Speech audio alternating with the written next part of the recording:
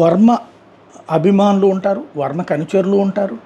మంచి హోంవర్కే చేసుకుని అక్కడ విజయం సాధించాడు ఇండిపెండెంట్గా కూడా పిఠాపురం వర్మ వచ్చేటప్పటికి. సరే ఆయన్ని మొన్న నాగబాబు అన్నారన్నటువంటి పాయింట్ మీదన వాళ్ళు ఒక ట్రోల్ చేస్తూ ఉన్నటువంటి సందర్భంలో ఇటు వీళ్ళు ఆన్సర్ క్లియర్గా ఇచ్చుకొస్తున్నారు.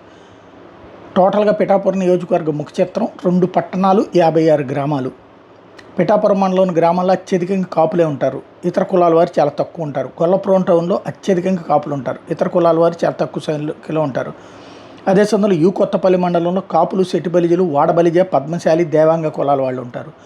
ఓవరాల్గా ప్రతి గ్రామంలో 2 పట్టణాల్లోనూ దళితులు ఉన్నారు. పిఠాపురం నియోజకవర్గంలో ఈవెన్ పోనేది తెలుగుదేశం పార్టీ కంచుకోట అనడానికి కూడా లేదు. తెలుగుదేశం అక్కడ గెలిచింది ఒక్కసారి వెన్నా నాగేశ్వరరావు. ఈయన కూడా వర్మ కూడా తెలుగుదేశం తరపున గెలవలేదు, అక్కడ గెలిచింది ఇండిపెండెంట్గా.